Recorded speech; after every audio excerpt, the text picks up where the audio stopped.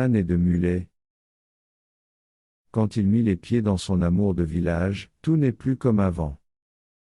Tout à l'exception de ce lit de la rivière que seules les barricades en cailloux de basalte ensachés dans ce grillage de fer trempé.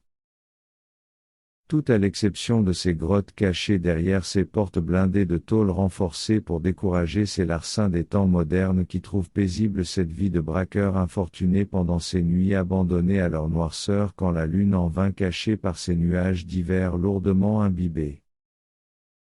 Tout à l'exception de ces cerisiers certes renouvelés de mains industrielles qui les ont mis au garde à vous, tels des appelés au rang de l'armée. Tout à l'exception de ces grandes forêts de chênes parsemées de lièges et de quelques arbustes greffés. Tout à l'exception de ces vieux hommes et femmes qui, ici et là, au pâté de maisons murmurent et murmurent, tissent et retissent, parlotent et mimiquent. Tout à l'exception de ces aresses et lopins que charrues et sabots ont fui à jamais. Tout à l'exception de ces cimetières et temples, de fortune et de pierres, peints et dépeints, mais pour beaucoup délabrés et abandonnés.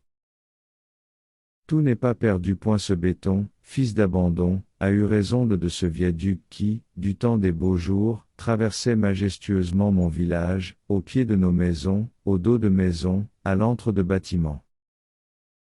Ces ruisselets, ayant décidé de se soustraire à la mer rivière, pour apporter fraîcheur et vie à ces papillons de printemps, venant tantôt butiner et tantôt aspirer cette argile déposée d'un élan de détente, cet estuaire où l'on étalait, enfants de bas âge, tissus et foulards, tricots et mouchoirs, en guise de filets, pour amasser vifs et têtards. Marinés et salés, les moins petits non libérés, des truites et gardons, finissaient dans des boîtes de conserve de maquereaux et thon, comme friture d'appoint de nos festins d'aventuriers garçons à la Robinson Crusoe. Cette piscine des premiers pique-têtes où l'on apprend à nager, doigt grand écarté au contact de boue et de cailloux, mes jambes tendues en paire de ciseaux, pour épouser des postures de nageurs aguerris. Ces fermes de Jura, Félix, Maria et que d'autres, arborent santé et délices. Pommiers, poiriers, abricotiers et cerisiers peuplaient dans un mariage métissé, ces Édens jalousement surprotégés. Mais c'est mal jugé des ventres affamés et cerveaux ensorcelés de gourmandises et friandises. Le chef décide de la stratégie à adopter, une équipe au sud, l'autre au nord, le cadet faisant le guet tel un écureuil avisant du danger. Le gardien, criait le guetteur.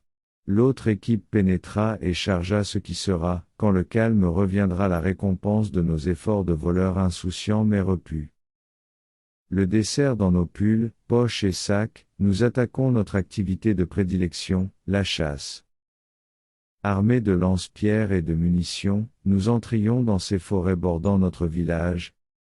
Des renards, loups et chiens errants y sont certes présents, mais armés et hardis, ne craignons presque rien. Horde plus soudée et déterminée, un gibier est à nous quand les chiens de ce berger voulurent s'en emparer. Tous braquent